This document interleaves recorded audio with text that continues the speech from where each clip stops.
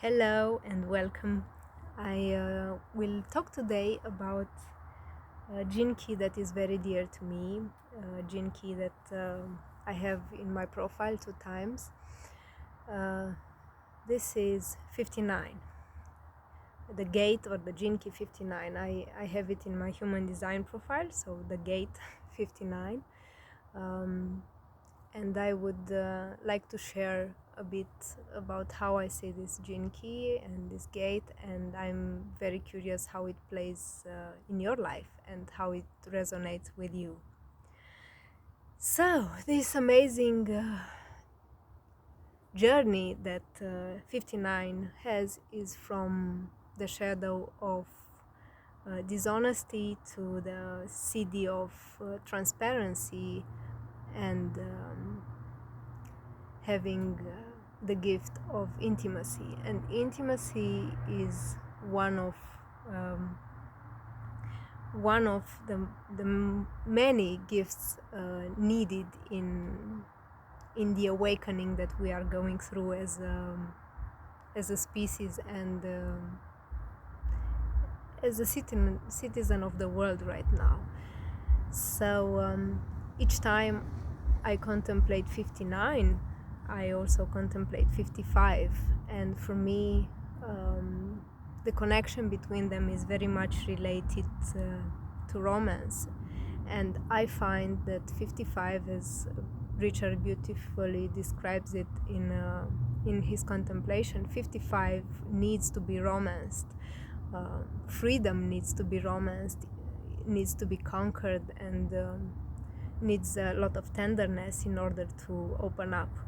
And I find that 59, the programming partner of this amazing 55, 59 with intimacy has this superpower to open freedom up in a very interesting way.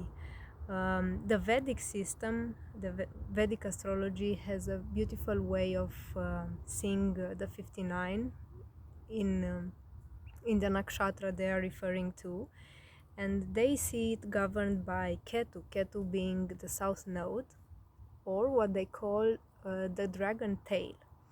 And the dragon tail is the one awakening the Kundalini energy, because we have the dragon tail and the dragon head, and when they awaken and when they align and they awaken, it has a lot to do with freedom and the empowering of the individual. So it's a very intense partnership, this one between 59 and 55. And intimacy, I find it's more than just romancing and using sexual energy. And yes, 59 has a lot of sexual energy, as it is a tribal gate and also a gate in the sacral center, but that energy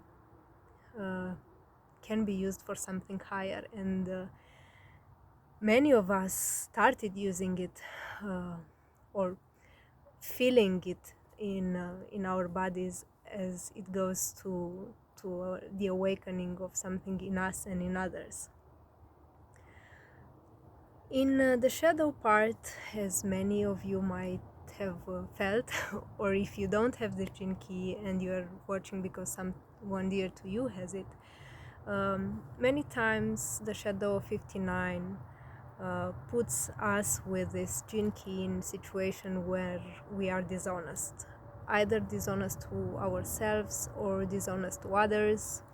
Many times I've seen it in clients that are in romantic triangles, that are in complicated relationships where they tolerate stuff that are not according to their higher meaning, or when they are the ones that lie, depending on the dynamics. But many times in the shadow state, something hidden, something fishy is happening there, something that doesn't let the freedom be and doesn't let intimacy be transparent. At the CD level, transparency, I find it as a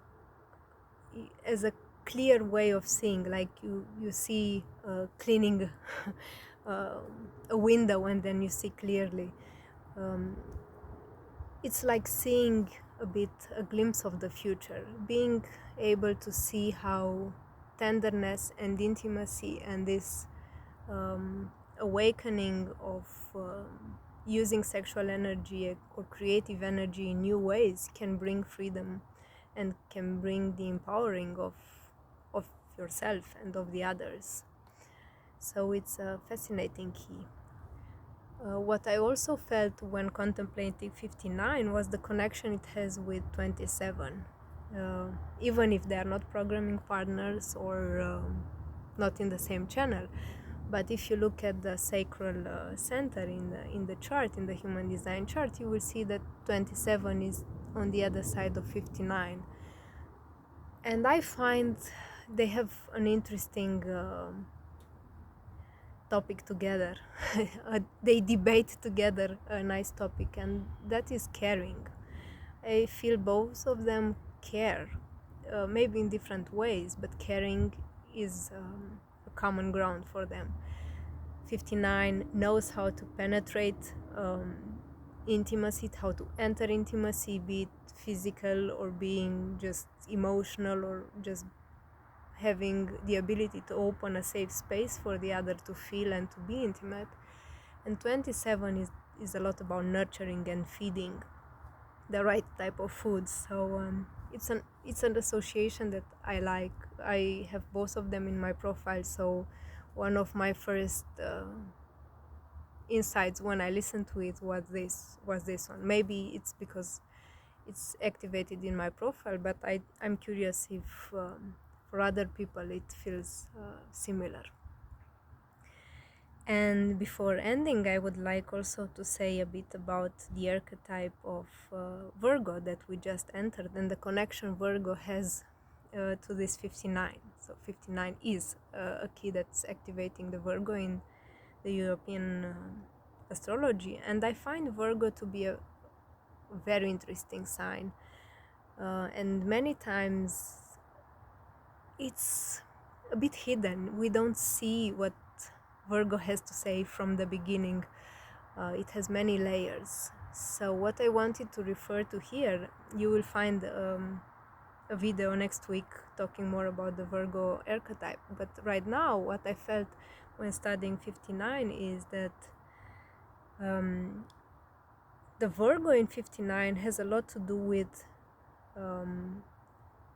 a very refined earth element. Virgo is an earth element, and the earth element talks a lot about sensuality and about nurturing.